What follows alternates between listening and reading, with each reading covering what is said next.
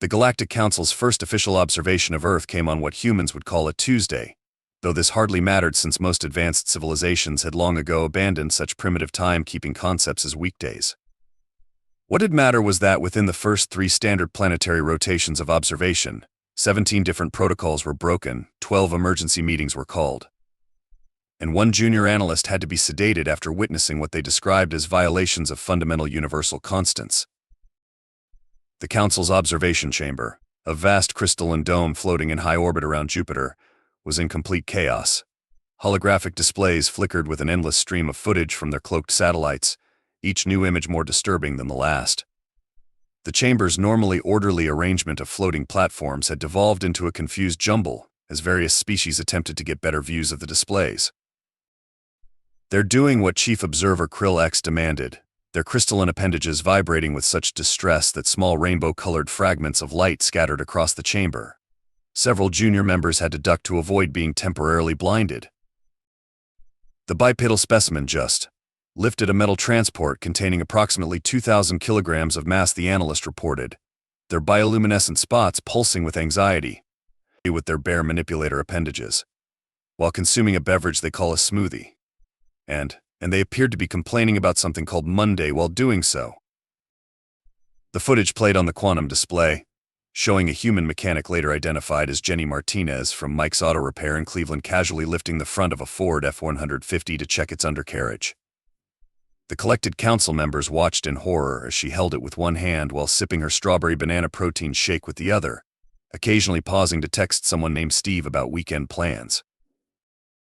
Perhaps their planet has lower gravity, suggested Representative Bloom, a sentient cloud of ionized gas who had to constantly maintain their form to avoid dissipating in the chamber's artificial atmosphere.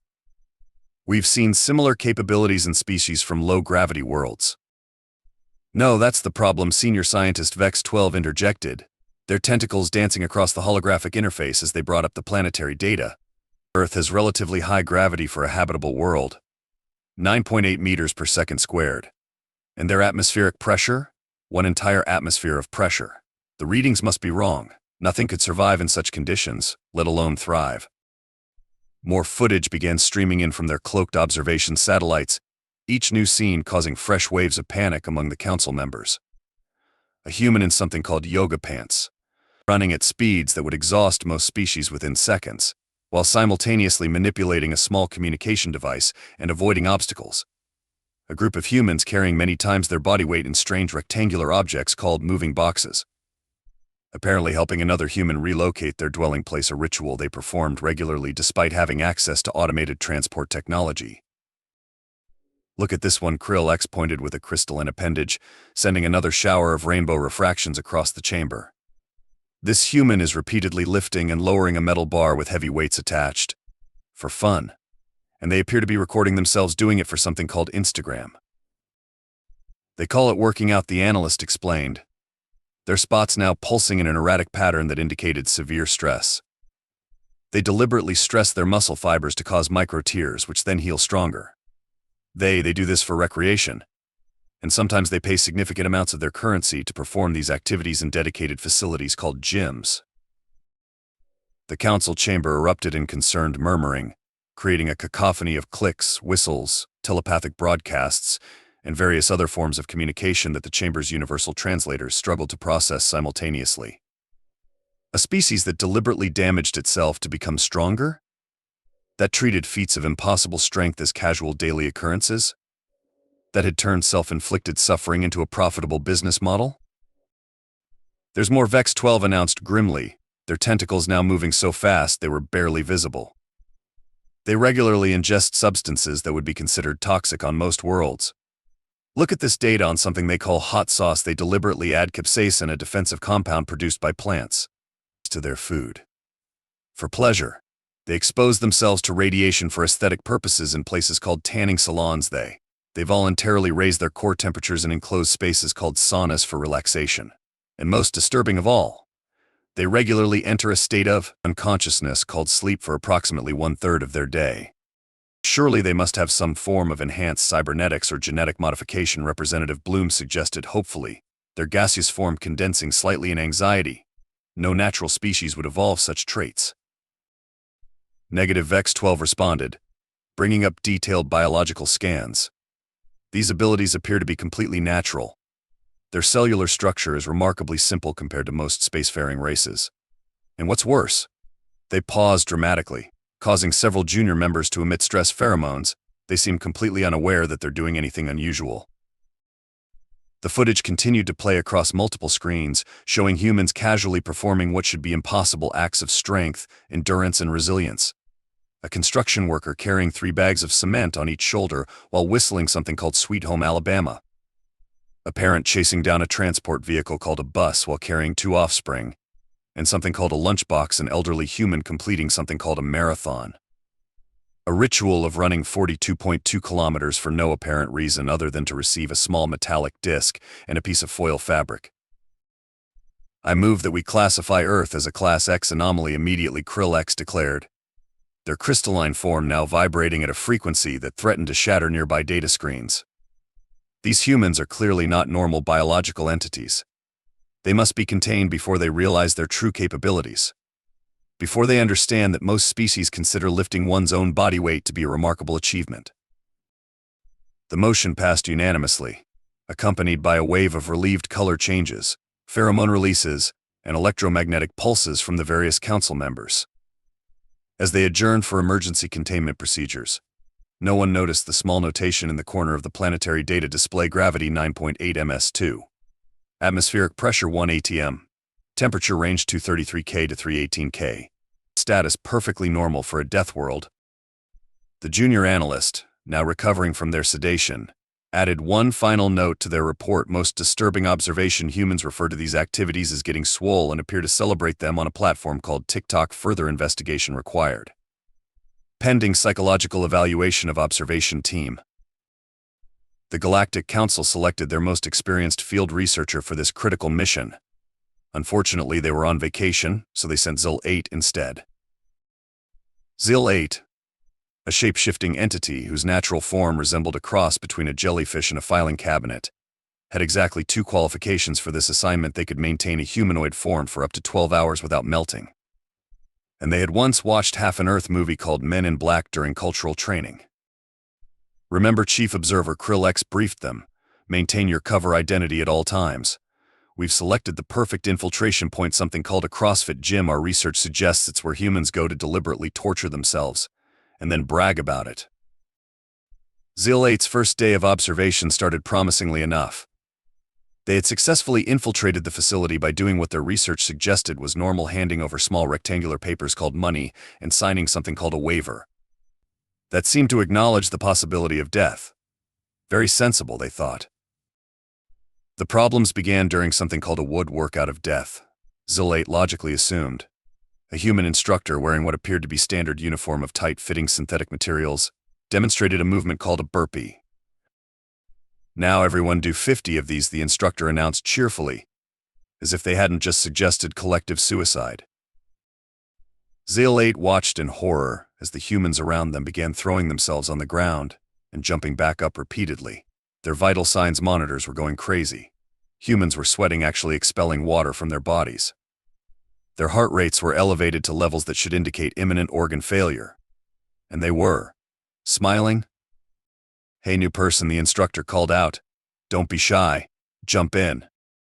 ZIL-8 sent an emergency transmission to the council. They expect me to deliberately fall and then defy gravity repeatedly. Request immediate extraction. The response came back quickly: maintain cover. Do whatever they do. We need this data. And so ZIL-8, exemplary field researcher with a level 7 certification in xenobiology, attempted their first burpee. The results were suboptimal. "Wow, you really face-planted there," a helpful human said, offering a hand up. "Don't worry, everyone's first time is rough. Here, let me show you the progression." ZIL-8 accepted the help, noting with alarm that this human had just deadlifted their entire body weight with one arm while their other hand held something called a protein shake that smelled suspiciously like toxic chemicals. The day continued with more revelations. Humans didn't just lift heavy objects, they competed to see who could lift the heaviest. They didn't just run, they ran while carrying additional weights. And most disturbingly, After completing these feats of impossible endurance, they discussed something called leg day with a mixture of dread and enthusiasm that Zil8's emotional translation software couldn't quite process. Back at the observation post, Zil8 filed their report. Day 1 observations. Humans deliberately raise their heart rates to levels that would kill most species. They encourage each other to lift progressively heavier objects. They have invented hundreds of different ways to make simple movements more difficult. They track these activities on wrist-mounted devices, competing for higher numbers. They consume highly engineered nutrition products that smell like chemical warfare agents. After completing these trials, they discuss doing more difficult ones. One human mentioned something called ultra-marathon training that I was afraid to ask about. Conclusion: either humans are all insane, or they are naturally evolved super beings who don't realize their own power. Request permission to observe something called hot yoga tomorrow, though I fear it may involve actual fire. The council's response was immediate: permission denied. Hot yoga observation requires minimum level 9 hazard certification. Stick to basic observation. And whatever you do, don't let them convince you to try something called HIT training. We lost 3 researchers that way. But Zil8's investigation was about to uncover something even more disturbing: the true source of human power. It all started when they noticed a peculiar ritual involving a dark, bitter liquid that humans consumed in massive quantities. Zil8's breakthrough came at 7:43 a.m. Earth time. While observing a ritual they dubbed the morning commute, they watched in fascination as humans shuffled like zombies into small shops, emerged clutching paper cups, and transformed into fully functional beings within minutes. The source of this transformation: a dark liquid called coffee. Emergency report: Zil8 transmitted. Humans have developed a performance-enhancing substance that appears to grant them temporary superhuman abilities. They're completely addicted to it. There are dispensaries every 200 meters in urban areas. Some humans consume 4 to 5 doses daily. The council erupted in panic. Chemical analysis revealed that coffee contained trimethylxanthine, known on other worlds as a deadly nerve toxin. Yet humans were not only surviving its consumption but appearing to gain strength from it. Look at this footage VEX-12 presented to the emergency session. This human just consumed espresso, a concentrated form of the toxin, and proceeded to write complex computer code for 6 hours straight while simultaneously complaining about something called JavaScript. More disturbing evidence poured in. Humans combining coffee with additional stimulants called energy drinks, coffee shops offering sizes labeled venti that contained enough caffeine to stop a Centaurian war beast's heart. Something particularly terrifying called Death Wish coffee that humans actively sought out. The council attempted to secretly regulate Earth's coffee supply. It went poorly. First, they tried reducing worldwide coffee production by 20%. The result? Humans simply made their coffee stronger. Sales of something called Red Bull skyrocketed. Productivity actually increased. Next, they attempted to introduce a caffeine-neutralizing agent into the atmosphere. Humans responded by inventing new coffee brewing methods. Cold brew. Turkish coffee. Something called black eye that involved adding espresso to regular coffee. They're adapting too quickly, Krill reported nervously. One human responded to the shortage by creating something called coffee ice cream. They're finding new ways to consume it. The final straw came when observation teams reported humans consuming coffee at all hours, even late at night, saying things like, "I know I won't sleep, but this tiramisu is worth it." They're aware it disrupts their essential recovery phase, VEX-12 marveled, but they consume it anyway for pleasure. Zil8's latest field report didn't help matters. Discovered new coffee-related phenomena. Humans have created gathering places called Starbucks where they willingly exchange large sums of money for increasingly complex coffee variants. Witnessed one human order something called a venti caramel frappuccino with extra whip, 3 shots of espresso, and chocolate drizzle. They then immediately ordered another. More concerning still, many humans appear to be dependent on coffee for basic functioning. Observed multiple specimens declare they couldn't even think before their first cup. Society appears to run on this substance. Most alarming discovery: humans combine coffee with something called deadline pressure to achieve seemingly impossible feats. Witnessed a college student consume 3 large coffees and complete a 30-page research paper in one night. Paper was reportedly given an A-. Personal note was offered something called a pumpkin spice latte, declined as it exceeded my hazmat certification level. The council's conclusion was unanimous: coffee had to be classified as a Class X controlled substance. But how to enforce this on a species that casually chugged liquid stimulants while doing high-intensity exercise? The answer, they decided, was quarantine. Surely, they reasoned, no species could be naturally this resilient. Earth had to be contained before humans realized their true potential, or worse, started exporting their coffee to other worlds. They had no idea they were already too late. The Galactic Council's quarantine of Earth was the most sophisticated containment operation ever attempted. They deployed quantum barrier generators, reality anchors, and their most advanced cloaking technology. Total cost the GDP of 3 minor star systems. The humans didn't notice. Perhaps the barrier isn't functioning, suggested Representative Bloom when the first reports came in. Oh, it's functioning, Vex 12 replied grimly. They're just ignoring it. Look at this. The footage showed a jogger running straight through a quantum barrier that should have been impenetrable. She had headphones on and appeared to be more focused on something called Spotify than the laws of physics she was casually violating. The Council's attempts to enforce the quarantine grew increasingly desperate. Attempt 1: energy fields designed to dampen superhuman abilities.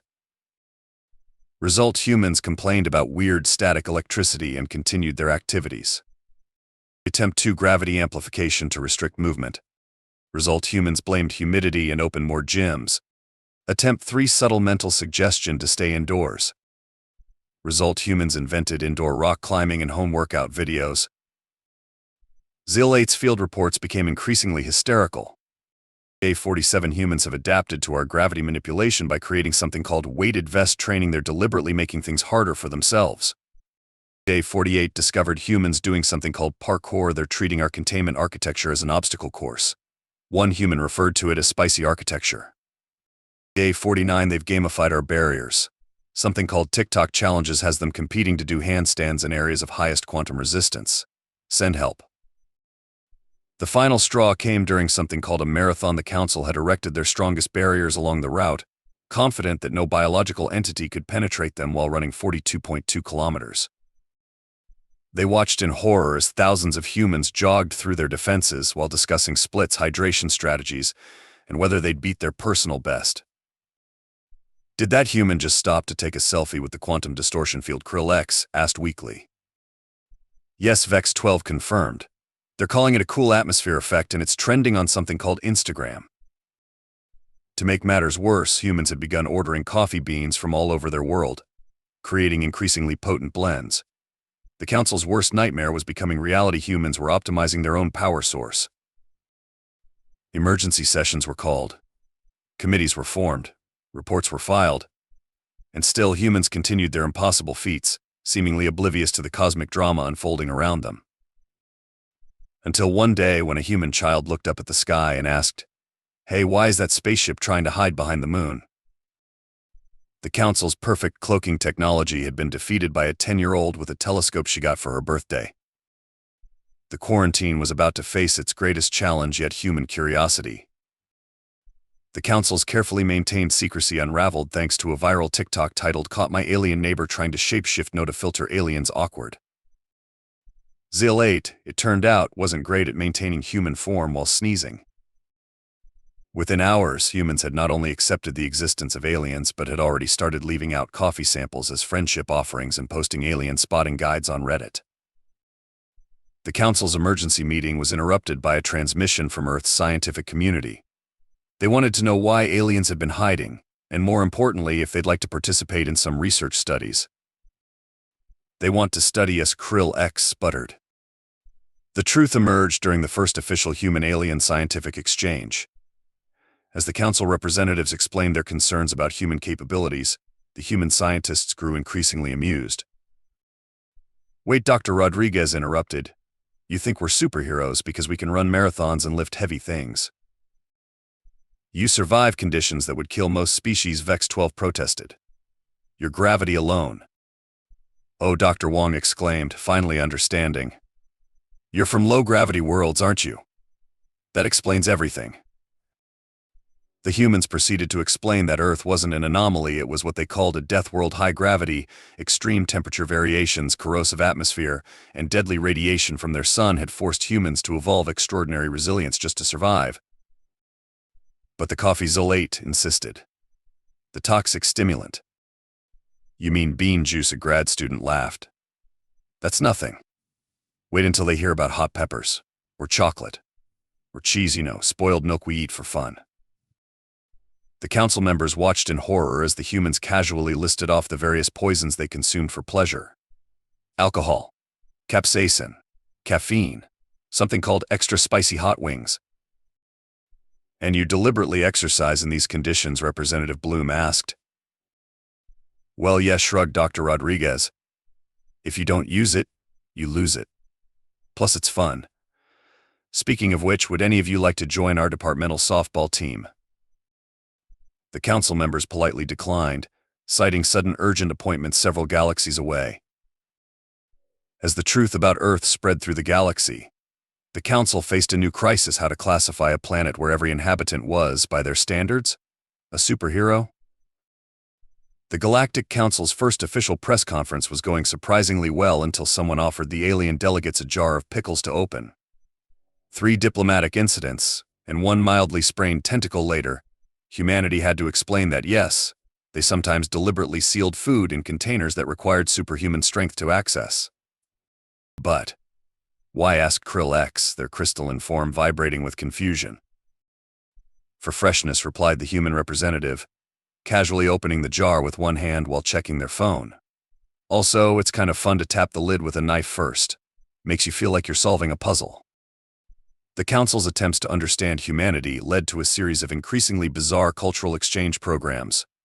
The Human Fitness Challenge became particularly notorious after several alien diplomats tried to participate in a standard Earth gym class. Incident Report 1: 3 Centaurian ambassadors fainted when they learned humans regularly lifted more than their own body weight for the gains. Incident Report 2: A delegation from the Sirius system requested emergency evacuation after witnessing a hot yoga session. Their official statement read they deliberately heat the room to temperatures that could cook proteins and then exercise in it. Incident Report 3: The entire Proxima diplomatic corps needed therapy after learning about ultramarathons. The concept of running 100 kilometers for fun caused a minor philosophical crisis in their society. Meanwhile, humanity's reaction to learning they were essentially spacefaring superheroes was characteristically understated. Most humans just shrugged and went about their daily routines, though there was a brief spike in social media posts tagged "actually an alien superhero." The fitness industry, however, seized the opportunity. New workout programs emerged overnight. Alien gains train like they can't.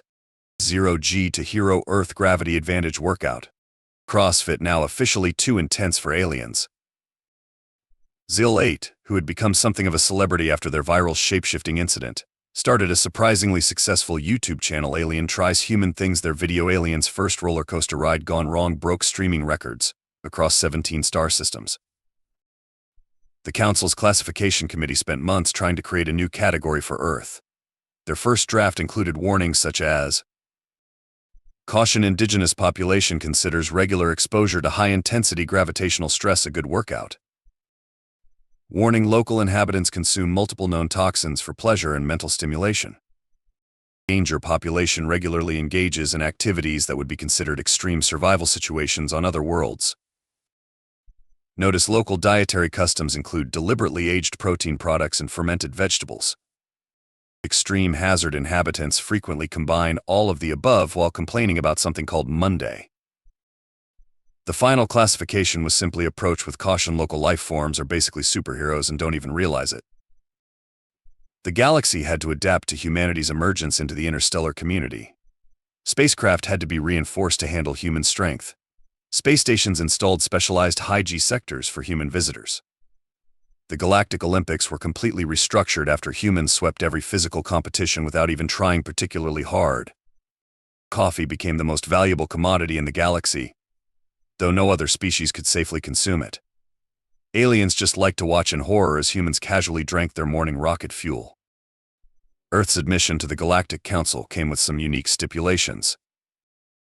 Humans had to promise to warn other species before displaying any feats of strength. All human space vessels had to carry warning labels: "Caution, crew may accidentally break your planet." The practice of CrossFit was classified as a potential weapon of mass destruction. Human coffee was regulated as a Class X controlled substance, though no one could actually stop humans from drinking it. All human sporting events had to be clearly marked as professional superheroes at work. The final incident report from ZIL 8, now Earth's official cultural attach, read, "After extensive observation, I can conclude that humanity's greatest superpower isn't their physical capabilities. It's their ability to normalize the impossible. They'll casually bend the laws of physics before breakfast, then spend the rest of the day complaining about their Wi-Fi speed. P.S. I've been convinced to try something called an espresso if I don't survive. Tell the council it was worth it. P.S. Update: not only did I survive, but I now understand why humans are willing to pay 7 credits for this at something called Starbucks, currently planning to open the first intergalactic coffee chain." Working title: Death Wish for Non-Humans. Humanity, meanwhile, continued their daily routines, treating their superhuman abilities as perfectly normal. The only noticeable change was a slight increase in dad jokes about being out of this world at the gym. And somewhere in Cleveland, Jenny Martinez was still lifting trucks with one hand and sipping smoothies with the other, though now she occasionally had to pose for alien tourists who couldn't believe their sensory organs. The universe had to accept a fundamental truth: humans weren't aliens. They weren't superheroes. They were just humans. And somehow, that was even more impressive. Final Galactic Council: notice Earth, a planet where every inhabitant is a superhero, but they're too busy inventing new coffee flavors to notice. Approach with caution. And maybe bring some pickles to open if you want to make friends.